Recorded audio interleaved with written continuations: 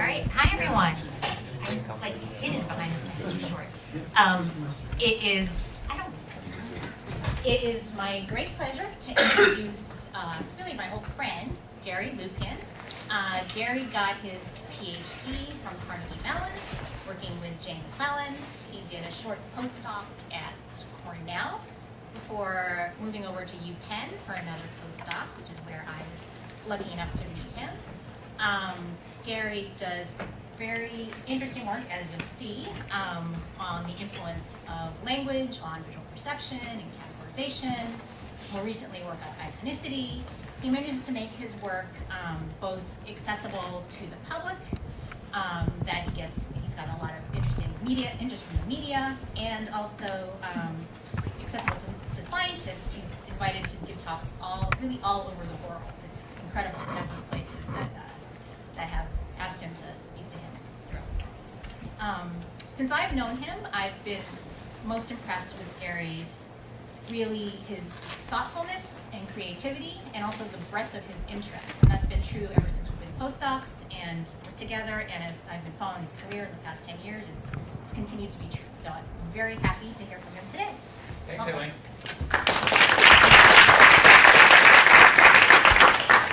Thank you for having me. It's my first time at UConn. I've had lots of great meetings and more on the schedule tomorrow. Thanks. Sorry, do you have a mic?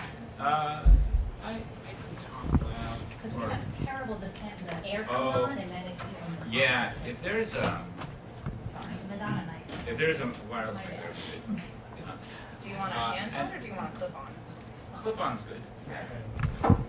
I was going to say thanks to Charles for organizing. He's been pestering me for like the last 2 months to get the title and the abstract and who I want to meet with and all that, and I really appreciate that. Because it's hard to organize these things.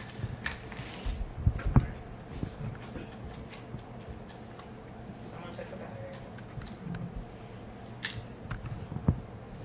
battery. Also, how long do I have and when should I stop talking? They will be your captives. Usually, what, 45 minutes? Usually about 45 minutes. 45 minutes? Okay.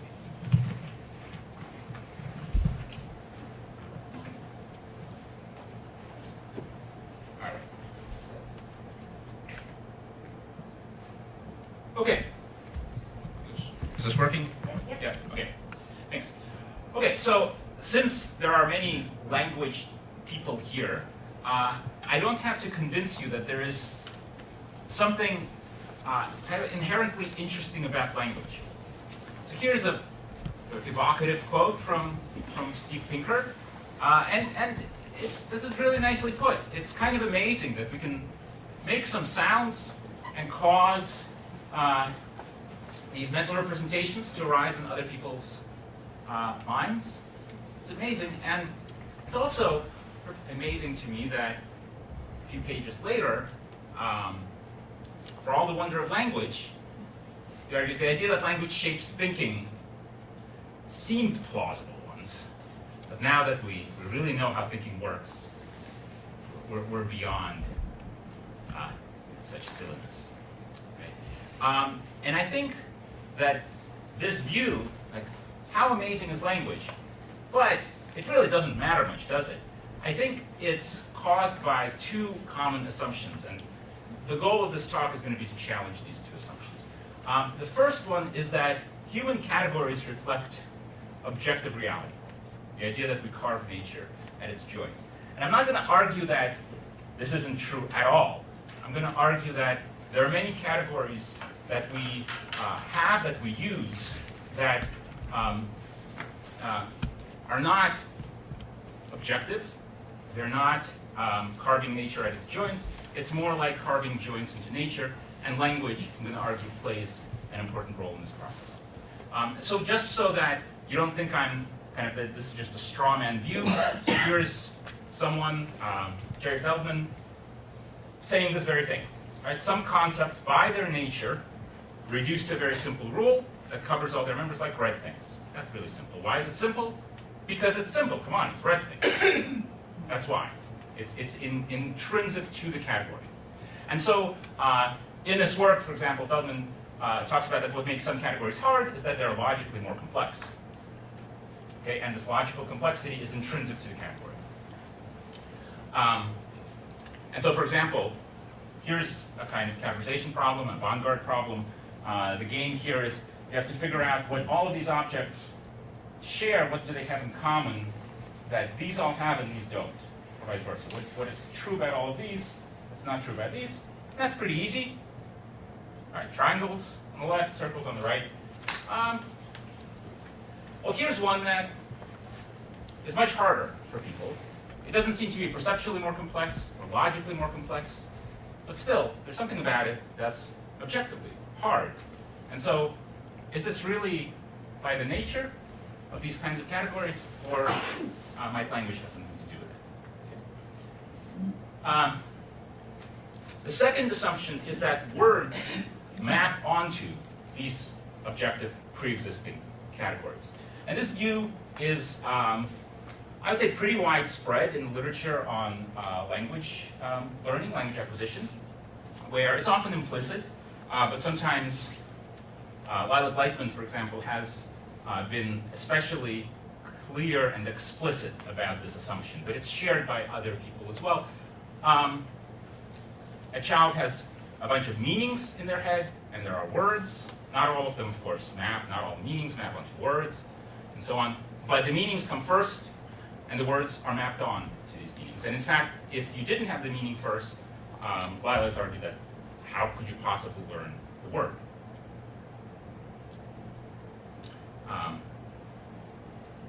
And this general view of word learning as a mapping problem is just fairly common in the literature.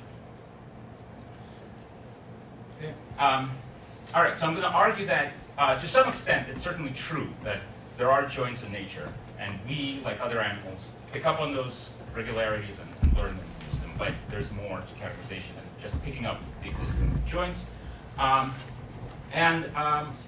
Rather than words mapping onto pre-existing categories, I'm going to argue that words are cues, like other things. Nonverbal cues are cues, like perceptual inputs.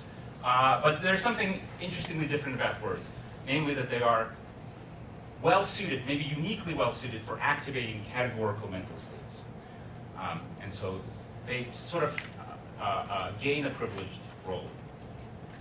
Okay, so I'm going to start with the second point first, talking about words as cues to meaning, and talk about some experiments in which the logic was to compare how meaning is activated by verbal inputs and ostensibly the same nonverbal inputs.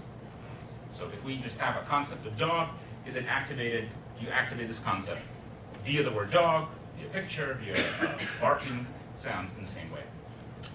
I'll briefly talk about some work we've done in the past in perception, where the hearing a word can change what we see, and the relevance of this will become clear, why it's interesting to look at perception.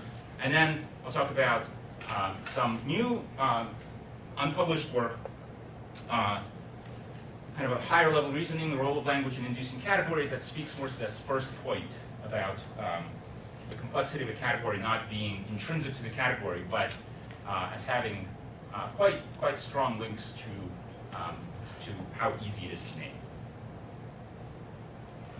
Okay. Okay, so the logic of the set of studies I'll tell you about right now is the following. Let's take kind of a cartoonish communication task in which we're not talking about syntax, we're not talking about anything really abstract, we're just talking about kind of simple, concrete noun. So dog, so a person has a meaning dog that they want to convey to the other person, and in this case, this meaning, on the traditional view, maps to a single lexical item, dog, and that's great, so you can kind of send it over and activate the concept of dog in the recipient.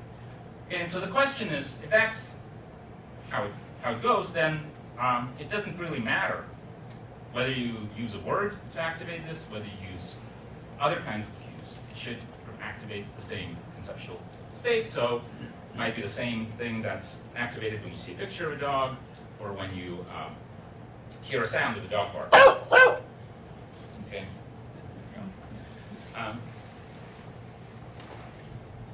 Okay, so we've done more than this basic design, but I'll just tell you about the simple test of this hypothesis. Here's how we do. So we play people, this is all within subjects. Same person sometimes hears category names like dog, cow, car, familiar category names, or characteristic sounds of those objects, and everyone hears everything. So they hear a mooing sound on some trials, or cow in other trials. There's then a delay.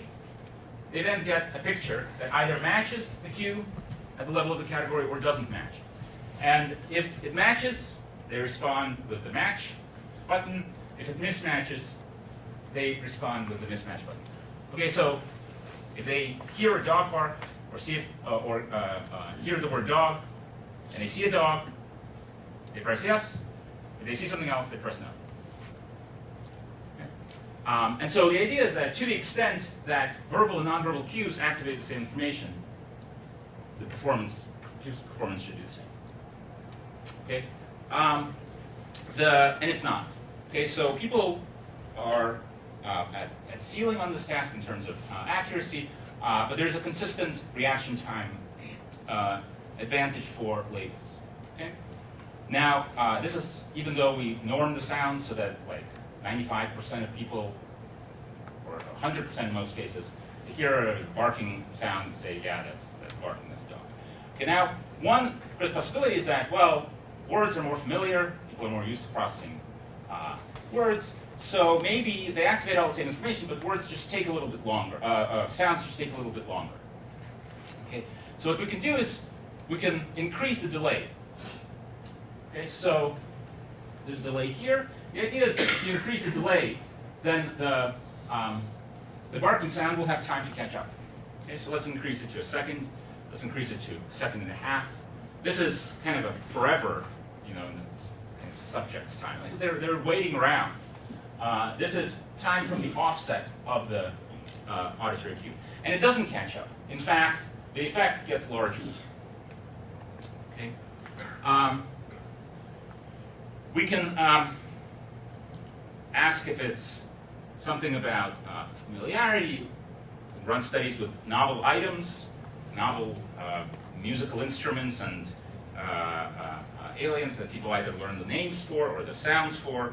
The names are learned as well as the sounds, so you can learn what this thing is called and what sound it makes equally well, but the label works better as a cue, even for these novel items. It's not speech versus non-speech, so if you have, at the urging of a reviewer, one time ran a condition where people say woof woof, for example, or they say barking, and that doesn't work. So here's the label for comparison. Here's barking. Here's an actual dog barking. Here's a sound imitation. So a person saying woof woof, similar. It's the same as the actual sound. So there's a consistent label advantage here.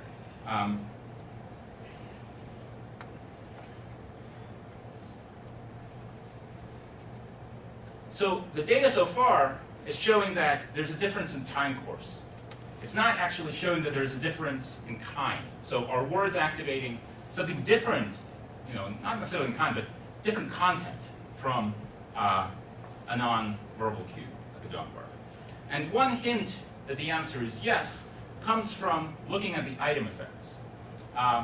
In the labels, in the pictures that we used in the experiment, we varied the typicality of the objects. So there are a bunch of pictures of cars, but some were more typical than others. Okay, and of course, there's a typicality gradient such that people are faster at recognizing a more typical car.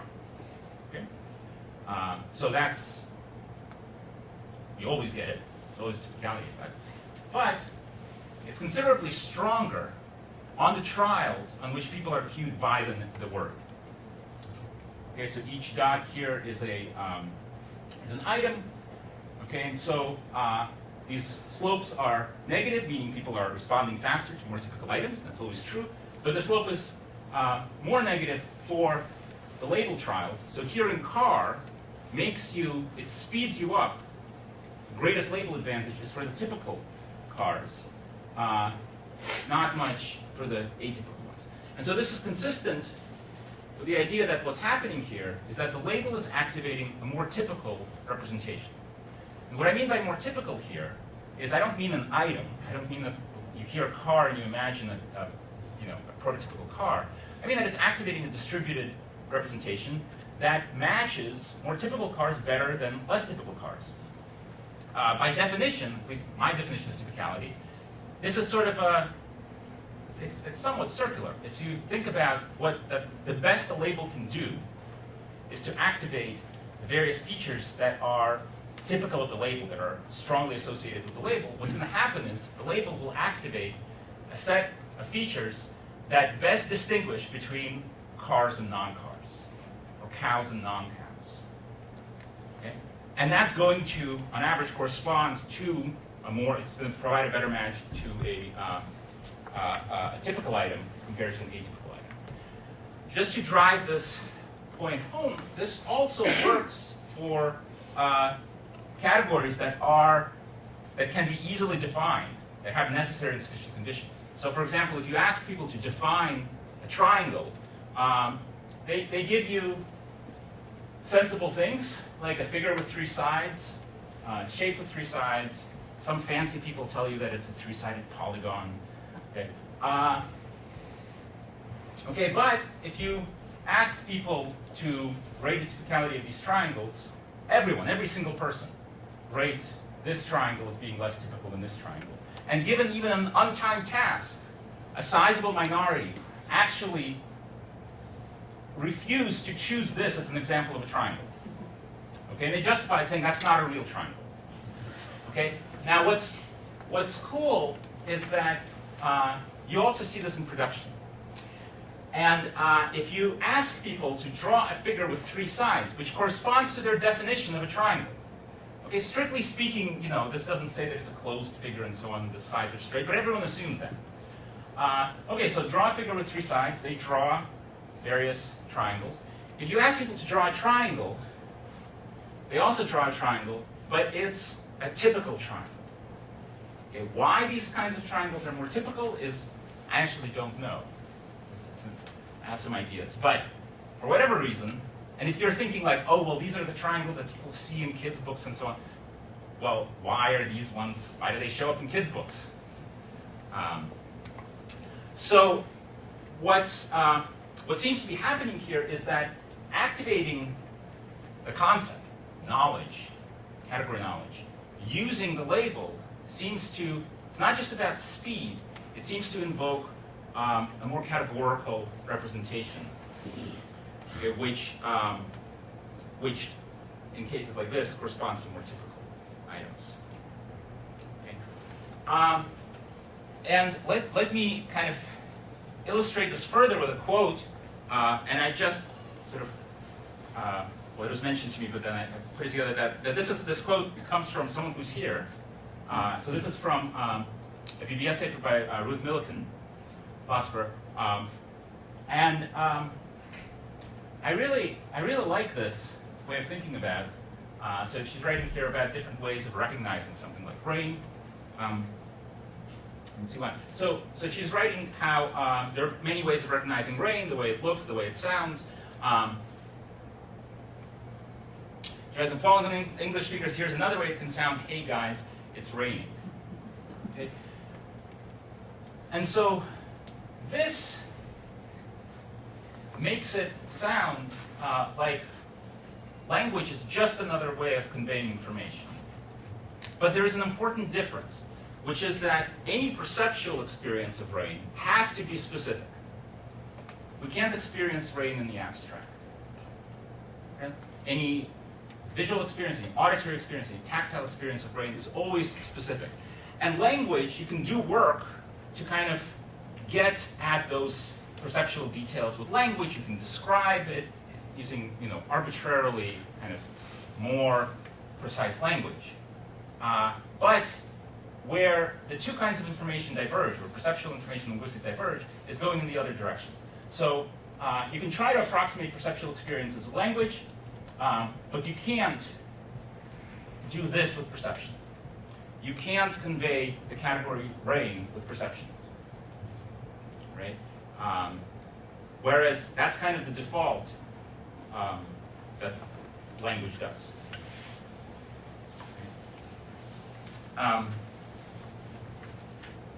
Okay, and so it's this property of words that we've confusingly called motivation.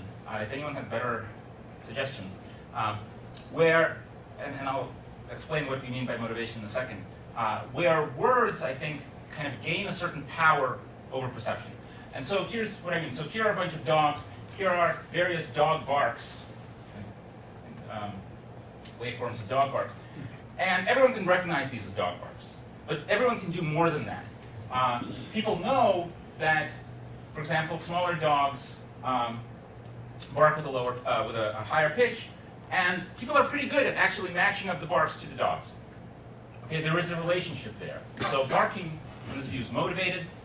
And now if we look at the linguistic side, the motivation breaks down. So the form of the word dog varies.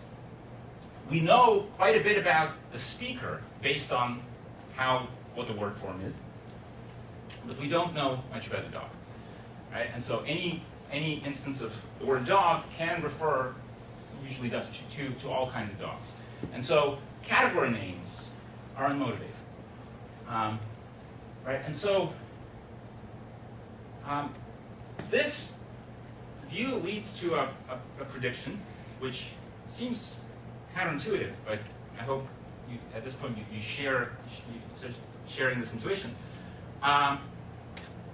And the intuition is this. So here's a category member, a guitar. But it's not just a guitar. It's a particular kind of guitar. And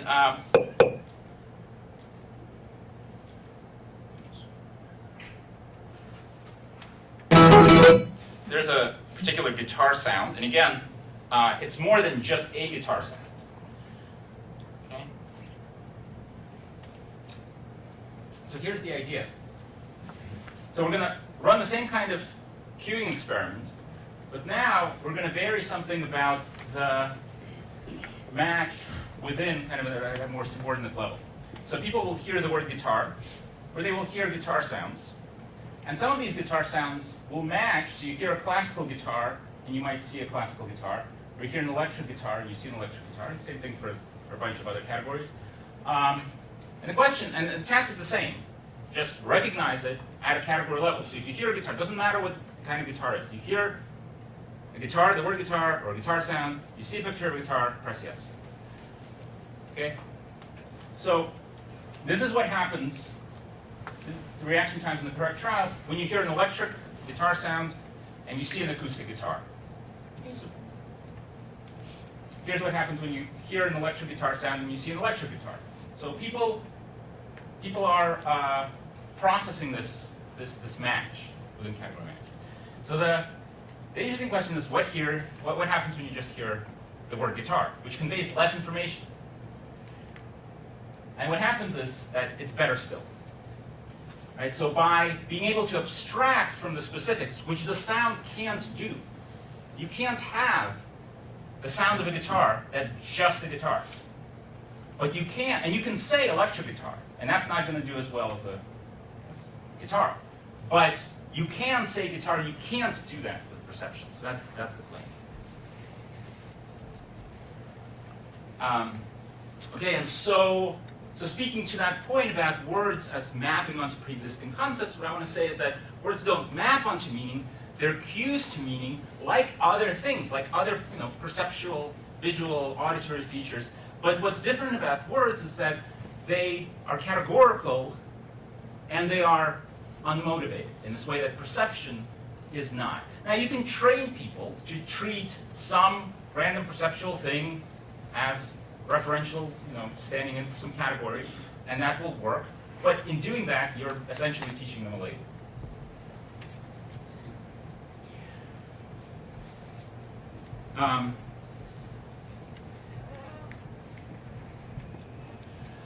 All right, so further question we can ask, just staying with this same paradigm, is what's the locus of this effect? So if words and nonverbal sounds activate different kinds of information, where do we see this? Is this some sort of later semantic high-level effect, or might we start seeing this difference kind of at the earliest, the earliest stages of perception? So it's the label advantage or perceptual advantage. So to find out, we ran an EEG study using the very same paradigm. We replicate the basic behavioral effect. And then we can see, okay, at what point do the label and sound trials diverge? By the way, these mismatch trials just mean that people are both, you see it both in matching and mismatching trials. So when you hear cow, you're faster not just to recognize a cow, but also to reject something else as not being a cow, which is what you'd expect if you're activating a more categorical product. Okay, so the first place we might look is to see, are there any differences in the N400? Okay, and so there's, of course, an enormous N400 effect between matching and mismatching trials, but there is no difference whatsoever between the label and sound trials. And this replicates some earlier findings, so this is not that surprising. And it's also a nice check that our barking sounds and mooing sounds and car starting sounds, were pretty well recognized. So where do we find an effect? We find an effect early on. We find an effect in earliest cortical perceptual processing, at least as measured by EEG in the P1, particularly in the left hemisphere, where there is a significantly larger P1 on the label trials. It's the P1 actually that predicts reaction times. So, so later P1s predict longer reaction times, and larger P1s, so larger amplitudes, which you have, label trials have larger amplitudes, and label trials also predict lower reaction times. So, so earlier and larger P1s are correlated with lower reaction times. But here's the more important finding. If we ask, can we distinguish between match and mismatch trials based on this early visual information? The answer is that we can, but only on the label trials. If you look later, you can, so if you look 150 milliseconds later, you can, or over occipital electrodes, see it for both label and sound trials. But just based on the information happening 100 milliseconds, around 100 milliseconds after the visual stimulus onset, you can already distinguish between matching and mismatching trials, but only when people are cued by a label. And so this is consistent with the idea that the label is activating a more categorical state, and this is happening at a perceptual level.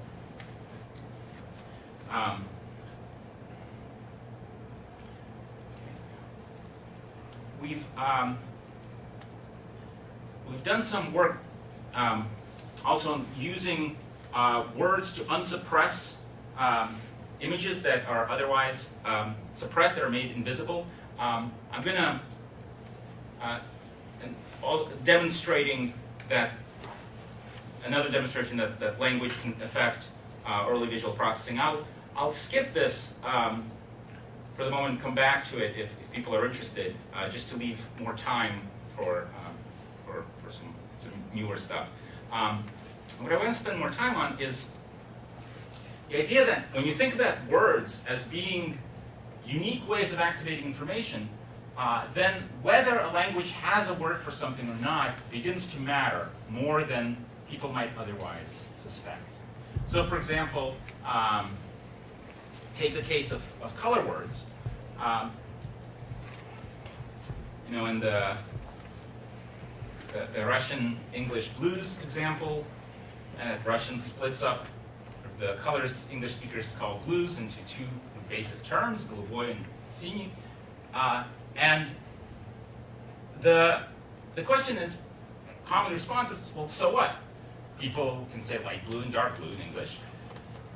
And the interesting thing here is that, yes, that's true, but the opposite doesn't hold, right? So you can't abstract away to just blue in Russian.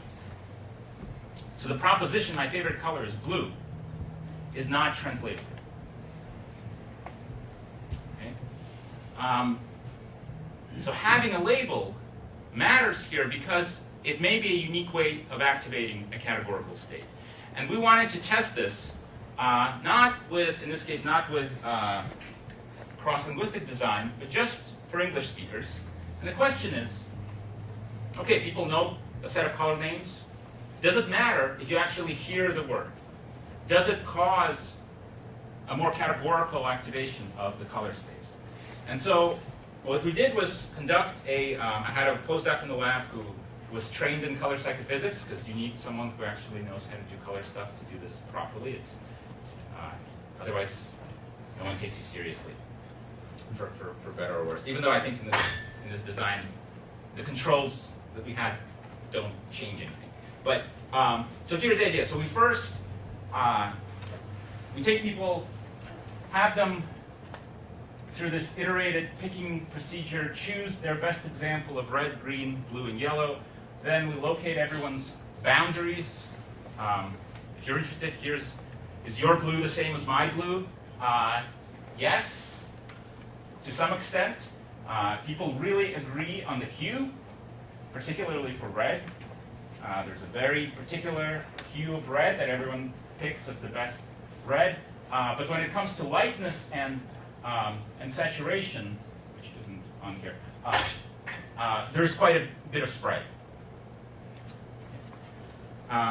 Okay, and so the idea is that if people cued with a color name, if that induces a more categorical representation, so basically it kind of pushes you rightward in this direction. So you go from kind of a linear representation where all color, the same color difference is represented in the same way, into a more categorical state.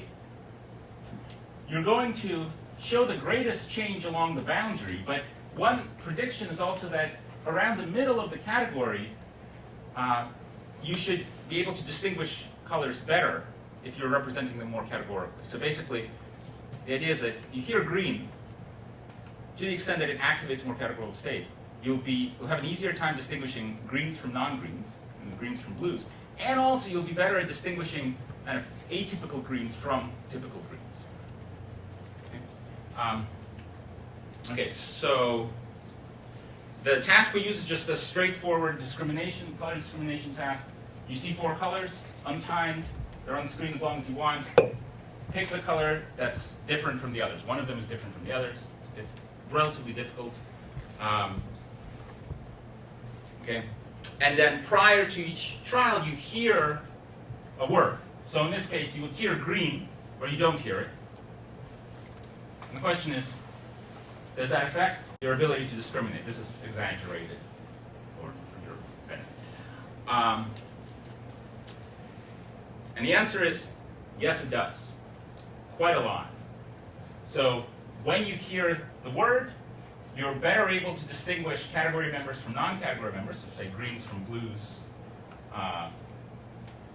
And you're also better sort of in the middle of the category, better at distinguishing more typical colors from somewhat less typical colors. And around the prototype, you're not better. In fact, you're non-significantly worse. So a really good green compared to a slightly less good green, those are not effective. Now, the word is simply green? The word is simply green, yeah. What about the same information communicated non-verbally? What if you see not a word, or you don't hear a word, you see the color, the exact same color as the target. So now it's kind of like hearing a classical guitar sound, right, as a cue to guitar. It's giving you more information, but it's less categorical. No effect. Okay? We ran another experiment in which instead of the actual color, we thought, okay, what's the best way we could cue the person's category non-verbally? And recall in the beginning, we got everyone's prototypes. And so we could use that person's own kind of best green prototype. And in that case, it works. So there's the visual prototype cube, but not as well as the word. Okay. So again, we're seeing this sort of privileged role of words in activating categorical states. Even these are adults, they already have the color labels, they can think green, but using language to do it makes a difference.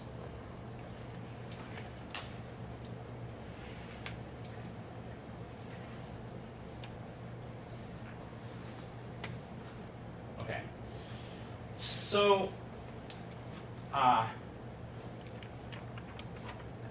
now I'll tell you about some studies that we're doing now. So this stuff is not published, it's new. Looking at some, kind of going in the other direction. Instead of going to perception, kind of more basic processes, going back out into the world of categories and reasoning.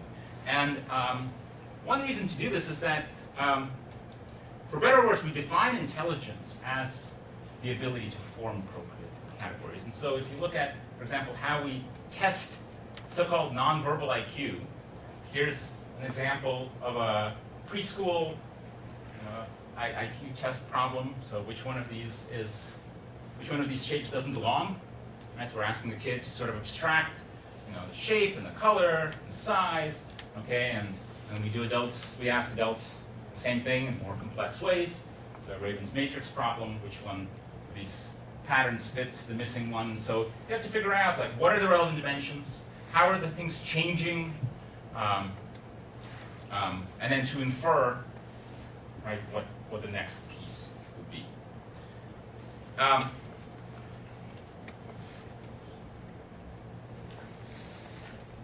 So the idea is, maybe what makes the difference, at least one of the factors that makes the difference between an easy problem and a hard problem, is our ability to form verbal hypotheses, our ability to use language as a way of exploring the hypothesis space and proposing possibilities. So in this case, this is actually an extremely difficult machine vision problem. Okay? There are no common features, visual features to these triangles, and yet we readily recognize, oh, that's what they have in common. From a machine vision perspective, this is an easier problem. There is a geometric primitive here that coheres all of these together, but it's not as obvious to people. And the question is might that have something to do with, there isn't really an agreed-on name for what all of these shapes have in common. Does anyone see the spatial frequency?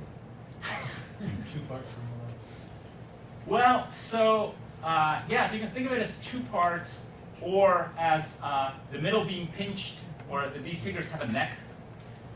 That's the normative solution has a neck. Ones on the left have a neck. Number actually is right. So here's another problem. This is really easy for people. It's almost as easy, not quite as easy as this. And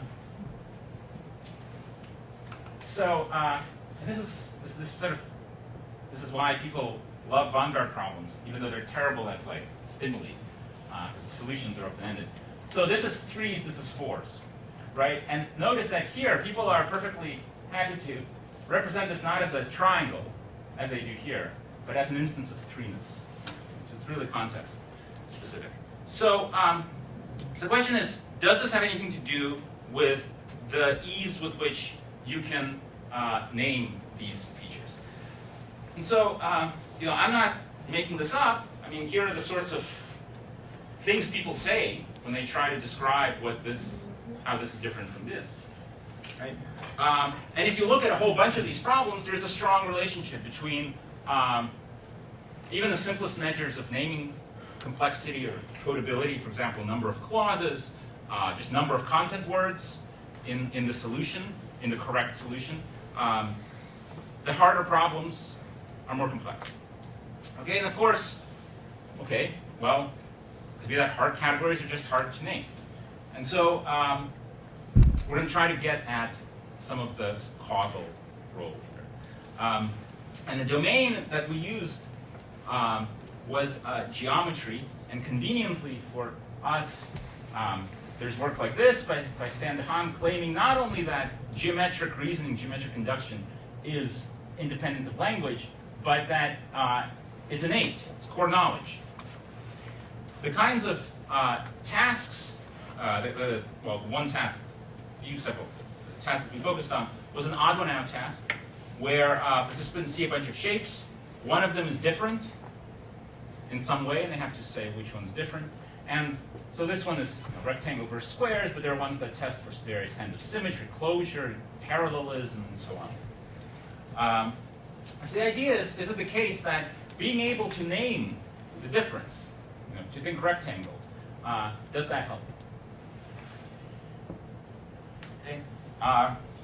Now, different problems have different nameability. So everyone says here, rectangle versus squares.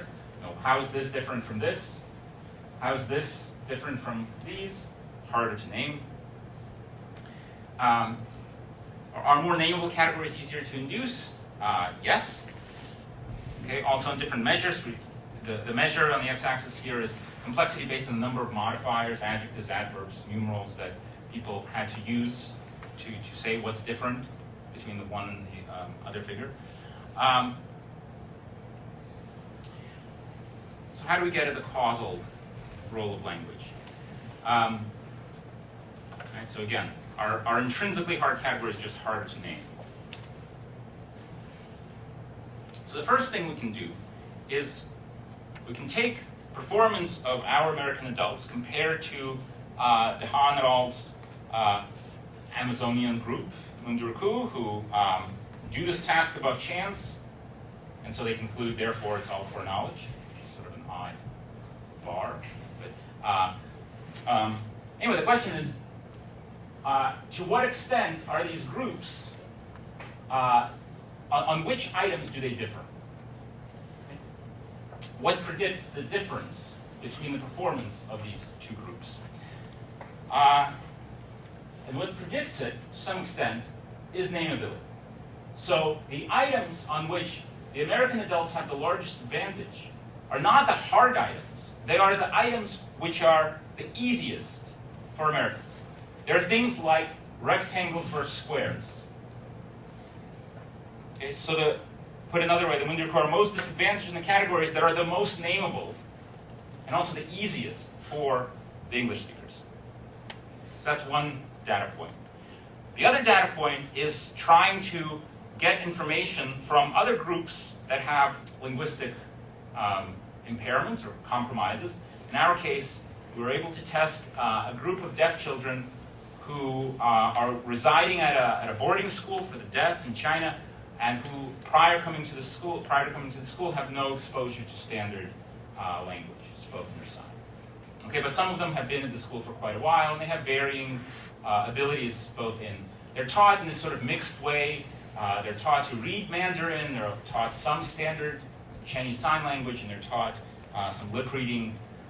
It's kind of a mess. The teachers aren't native signers, but the kids are benefiting from being at the school. So we can compare that to a control group of hearing children from the area attending normal schools who are slightly younger. Okay. So here's performance of the Chinese hearing children and the deaf children.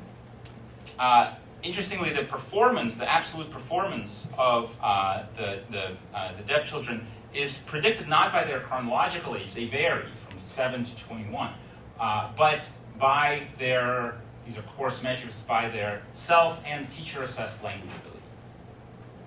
Okay. Again, we can see what predicts the difference between which problems they get wrong and right, and which problems American sample gets wrong and right. And it's again predicted by nameability.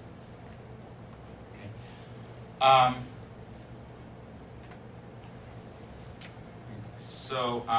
Finally, what happens if we interfere with language? So we have people do this task while just saying 1, 2, 3, 1, 2, 3, 1, 2, 3 while they do the task. What happens is performance, this is within subjects, performance goes down slightly. What's more interesting is, again, performance on which trials. And again, it's the most nameable trials. It's things like square versus rectangle that is most impacted by verbal interference. These are the easiest trials, and they're still pretty easy, but they go from 95% correct to 89% correct. Okay, whereas the difficult ones, various kinds of symmetry that are hard to name, people are at like 70% on those, and they stay at 70% on those. So there's that square versus rectangle versus squares. So it's about a 13% drop in performance.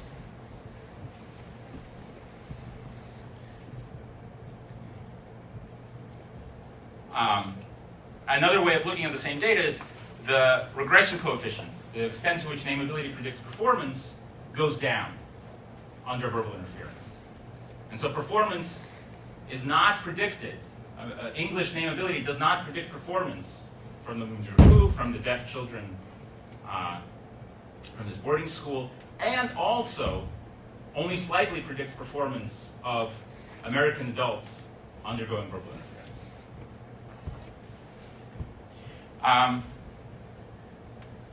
All right, so just one last bit of data. All right, how does nameability affect learning? So the data so far didn't involve any sort of learning. It involved taking a bunch of items and trying to induce the category. Does having more or less nameable attributes affect learning? And so what we did to test this is we used colors. And the webcomic XKCD a few years ago did a large-scale color naming survey. And the guy, Randall Monroe, made the data publicly available. It's really fun data. So you can do things like, okay, what are the most nameable colors? What are the colors that have the shortest names or that have the highest agreement between people?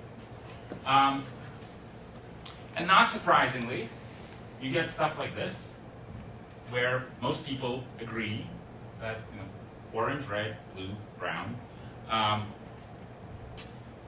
The most you get for any color is 85%. So it's 80 to 85% agreement. Now this is open-ended responses. So you get higher agreement if you ask people, is this blue? Okay, but this is open-ended. And then you can find colors that have, most colors have very low agreement. Okay, and so we chose colors so that the pairwise differences are about the same, so that they're all equally discriminable. Here are the modal names, and I want to draw your attention to something interesting. So, okay, mustard, lavender. This is not brown, right? Few people would confirm this, but I mean the agreement is in the single digits. But this is the power of a name. So, and this is actually, it's hard to see in the projector. This is most definitely not gray. It's green. It's more green than gray. And indeed, lots of people call this grayish green and greenish gray. But more people than that just called it gray. So none of the colors that have agreement in the 80% range are two-word colors. There are many colors that are named light blue, but there's no agreement on which ones are light blue. And so it's not actually the case that the English-Russian difference is, oh, well, you can just say light blue. You can, but people don't. Whereas for these single-word names, there is fairly high agreement. Okay, so what we can do is we can give people a categorization task that has a very simple rule. Okay, they see stimuli like this composed of three colors, and they have to drag it into one category or another. And here are all the stimuli. There are only 6. and they get like 48 trials with these 6 stimuli. Okay? But they see them one at a time. Logic is the same, but we manipulate how nameable the colors are.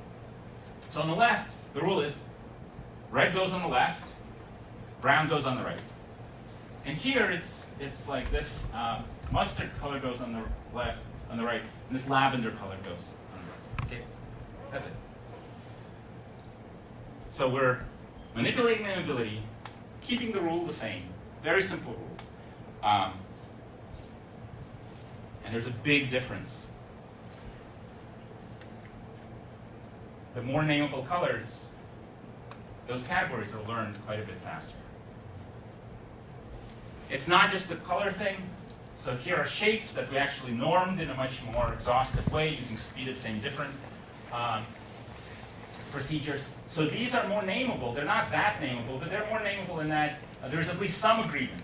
People say things like tower, and they say things like bear and swan to this, whereas for this, you get no agreement.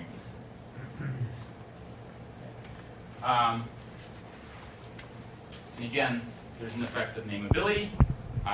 You might be wondering what happens if you combine them, if you have compositional categories where it's like color and a shape. And what you get is a very, very difficult to learn thing. You have to make it easier by lowering the memory demands and showing people what their last answer was just to get any learning. But again, you get a nameability advantage. All right, so what makes a category easy to induce, or what makes it easier to learn, I actually didn't talk about effects of similarity, but I can if you want, isn't inherent to the category. There isn't something inherently simple about triangles and squares, but they happen to be easy to name for us, and the argument is that that makes it easier to hypothesize, to pose that hypothesis, to have the idea, is it something about circles? Is it something about redness? And then testing that hypothesis is actually pretty straightforward. If someone, given the Vanguard problem, asks you, is it this?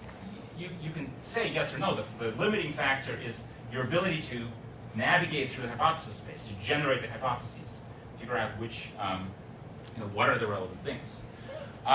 So to get back to the assumptions, to some extent, yes, human categories reflect objective reality, but we, in addition to carving nature at its joints, we carve joints into nature. And words, again, I think part of why it's intuitive to think of words as mapping onto pre-existing categories is that when we learn a second language as an adult, it does have that aspect to it, that you have some words already in your first language, and you're just like thinking, what's the word in this language for this word? And that is a kind of mapping process. But I would argue that does not characterize L1 learning very well. And we kind of make the problem of word learning, I don't know, more boring by thinking of it as just a mapping problem.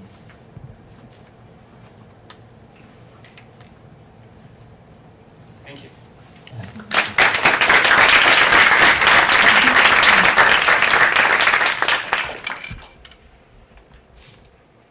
Yes.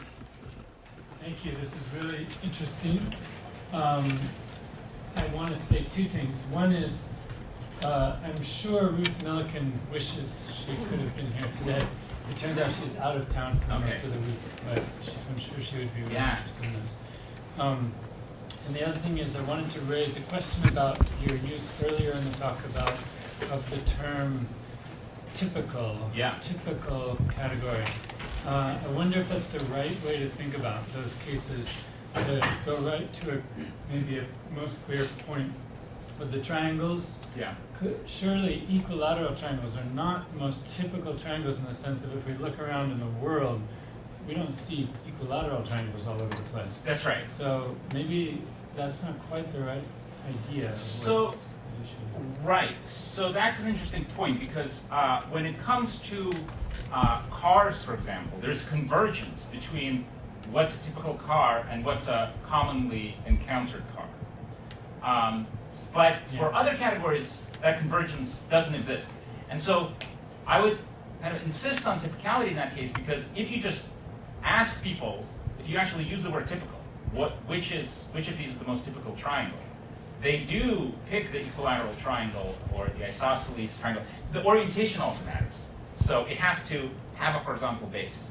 And we know something like this is happening, at least in language comprehension, because if you say upside down triangle, that's a meaningful phrase, right? So orientation seems to be implied when you say triangle. And there are pragmatic kind of considerations there. But and I don't know what makes, because you're right that these very symmetric figures are rarer in nature. And I don't know why people have such a strong affinity to those kinds of triangles. There are other typicality effects. So for example, with rectangles, there are some ratios, some aspect ratios that make for a more typical or less typical rectangle. But orientation there matters as well. And for whatever reason, wide rectangles are both rated as more typical than tall rectangles and recognized quite a bit faster. And again, I have no idea why. And it doesn't seem to be connected to frequency in people's experience very much. And it might be that the word typical itself is not understood. Well, yes, except that typicality is like 0.94 correlated with recognition times and likelihood of being chosen as a category member. So when you actually use the word typical. So it's tracking something. Yeah. So I really enjoyed that. You've convinced me that words are special. All right. I want to just probe why they're special. So if we go back to the electric guitar, Yes. where you hear the Led Zeppelin versus Julian Breed or whatever. Just so I know my rock songs.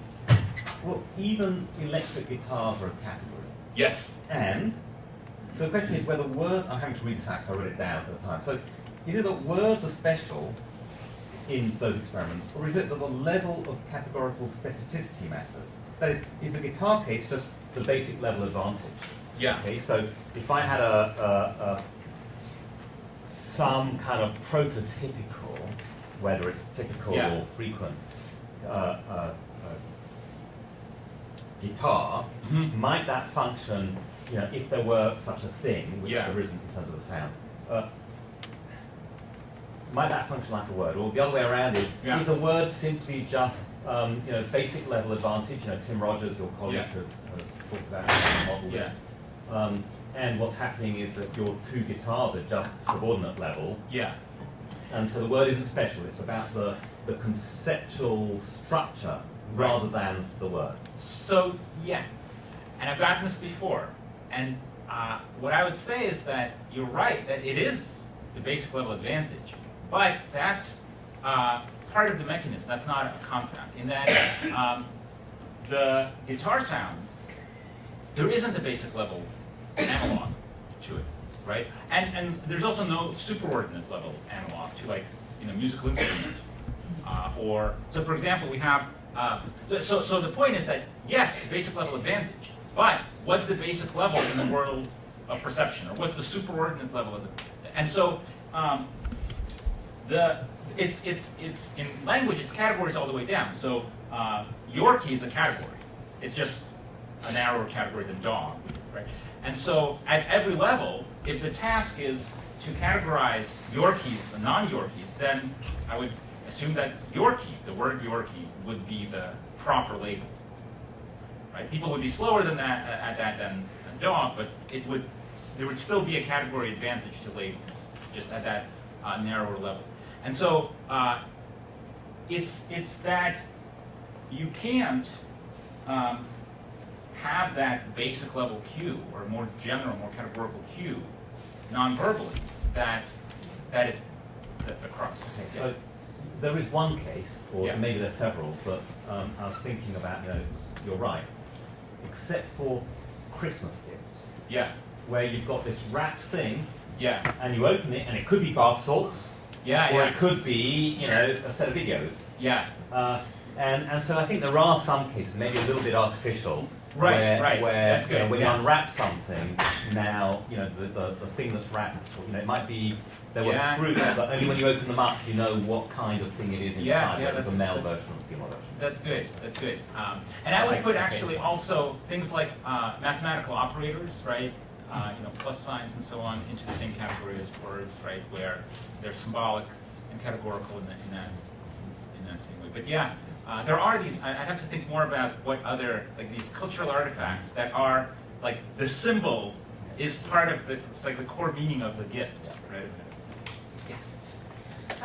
You're kind of lexicon-centric, it seems. Yes. And I wondered what you, for really interesting stuff, how do you think the analogy goes if you move up to sort of to syntax, like the work that Jill de Villiers has done Yeah. about how sentential complements help you process, sort of false belief or other Yeah. conceptual information. Yeah. Do you think these are really just parallel at different levels, or do you think they're different ways of? I don't know they're parallel at different levels. It gets complicated really fast, so I think it gets harder to run experiments on, but I would expect that the effects would be bigger. So we're moving partly in this direction with compositionality, so composing things, but it's still quite concrete. It's like yellow bear, right? So it's like that kind of compositionality. With the false belief stuff, that literature is really interesting because one reading kind of emphasizes the more syntactic, sentential complement stuff, but another reading is places kind of importance on various mental state verbs. So the ability, and I think it kind of connects to some of this like geometry induction stuff in an interesting way, where just as we can, seeing one of these problems, we can say, is it something about the lines being parallel? Is it something about, and there it's a quite explicit process. With people's beliefs, which are of course invisible as mental states, but you can kind of hypothesize, in some cases quite explicitly, in other cases not, are they anxious? Like, does that explain the constellation of behaviors they're showing? And so, are they thinking X, right? The ability to pose that hypothesis makes it arguably easier to confirm or disconfirm it. Right, and and so in the case of some of the stuff that I think Susan Golden-Meadow and Dietrich Gedner have done with the home signers in Nicaragua, also false belief, they're emphasizing these mental state verbs. So I don't know, but I think syntax, I don't pretend to claim that the most interesting parts of language are like dog. It's just what makes it easy to test this stuff. I have sort of a clarification question. If I'm understanding the argument correctly, you're saying that you can use language to invoke perceptual experiences and some reference or range, Yeah. for instance, but that you can't do the same thing with perception in the absence of that reference, right? So you can't use. I would say that you can. It's just that the perceptual cues are less categorical. They're more concrete. Okay. Right. So here's an example. So visual search, Sure. right? So people have to find some target. Now, if the best way to cue them as to the thing they have to find is with the target itself. Okay. That works better than any linguistic cue. They have to find like this particular car, show them the exact thing they have to find ahead of time, right? That sets up the visual system to better process the target. But that's specific, right? Suppose that the task is to find any car, right? Now, cueing them with the specific cues, it's too specific, right? If the car is really similar to that cue, that's great. But if it's a different shape and different color and a different orientation, right, now there's a cause. so that's the idea, that the language allows you to cue perception in a more categorical way. Because the example that I was sort of thinking of is, let's say you go to the ballet to see Swan Lake, right? And you're watching the performers on stage. You see them; they're not actually swans, but they're sort of invoking that referent for you. But I guess your argument is that seeing a ballerina on stage acting as a swan is less categorical than actually seeing, or than actually getting the label of a swan. Is that an accurate reframing? I mean, I don't know, like, do people see them as swans? I see them as pretending to be swans. Okay. And then of course there's the, maybe I don't appreciate ballet. But there's an interesting question here of, okay, so you have something allegorical, right? And to what extent is the framing that's established by kind of the high-level description of the name itself, Swan Lake, right? And whatever description you maybe know about the plot, to what extent is that kind of, well, acting to frame the whole, the dance? And that's kind of out of my area, but yeah. Yeah.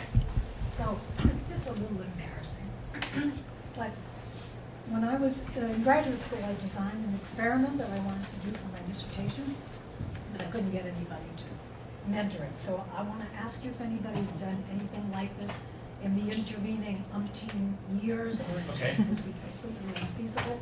So what I wanted to do was a classical conditioning experiment where you took a color and then that signaled a shock, and another color didn't signal the shock, and then you test the emotional response, the GSR, the whatever measure you want to use, and you see what kind of generalization there is, and with equal intervals in the wavelength of the light, when you cross a linguistic category, does the emotional response drop significantly?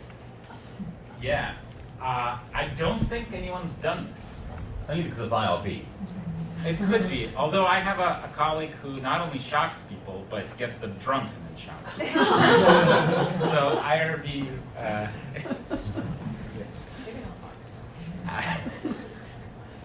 you can get exceptions.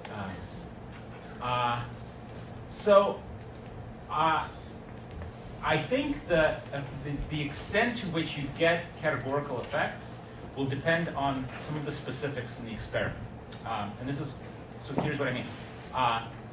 There are these two parallel literatures on, for example, color memory and the effects to which, the extent to which color memory is categorical.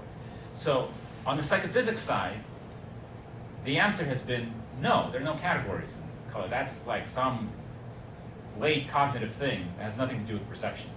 And then on the sort of non-psychophysics color stuff side, people have, always shown these very strong categorical effects, similarity judgments and memory.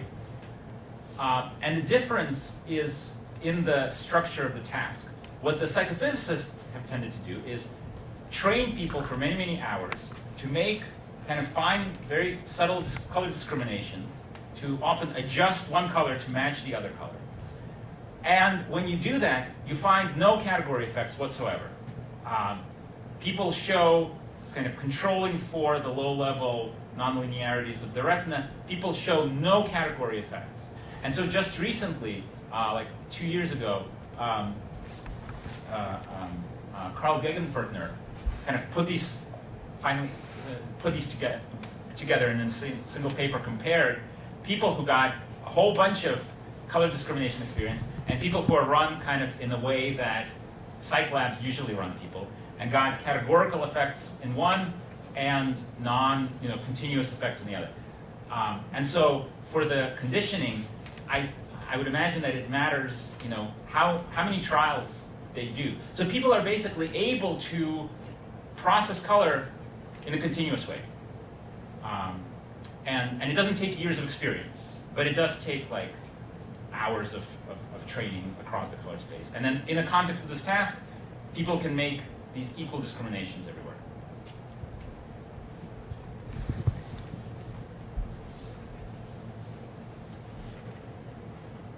Oh, sorry. Just to follow up on what Jerry was saying, you haven't quite convinced me that it's not something to do with the level of categories. Yeah. So, there are natural cases where you could look at things on the same level. Like you could take raptors, parrots. Oh, wait. Raptors and parrots. Okay. Right. Example. So if you, instead of the superordinate bird, if you use those category labels and do this kind of experiment with corresponding sounds, do you predict the same result? And so the task is is it a raptor or a parrot? Right. And then you have on the nonverbal side, like the sounds. Raptor call and parrot sound. Fairly distinctive. I would. I mean, people are less familiar with these categories in general, but provided that you get stimuli that people readily recognize. Yeah. Right. People are more tolerant. Yeah. Right. I would. I mean, one of the things that happens, so for this difference to exist,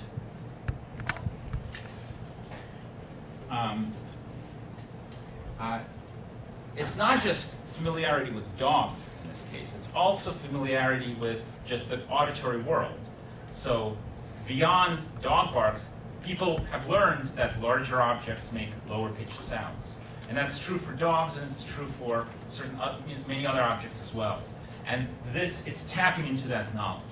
And so if you were to use something like raptor versus parrot, I don't know what sound raptors make, but if it's, as far as people are concerned, completely arbitrary, right, then I could imagine that it would act kind of like a label. But to the extent that it taps into existing kind of associations, right? But if that's the case, then that's something they would have to learn during the experiment. It wouldn't tap into existing knowledge. What if you took avid bird watching? Yeah. Well, so I was thinking about trees. Yeah. I can't tell one tree from another. Right. But now get an arborist or whatever Yeah. they're called, and they can. So you would Yeah. expect group differences Yeah. then, because for me, the tree label is, Yes. that's it for me. Yeah. And then I have these specific things, but I don't have labels for them beyond Right. tree. Right. But for the arborist, Yeah. he's got or she's got tree and these other labels. Yeah. So you should be able to get group differences based on that experience. And You that might should. be a way of getting at whether it's words or whether it's categories. Yeah. So yeah, I take it back. You've not convinced me that words are categories. Thank you. Any other questions? Let's thank Dr. McKenna. Thank you.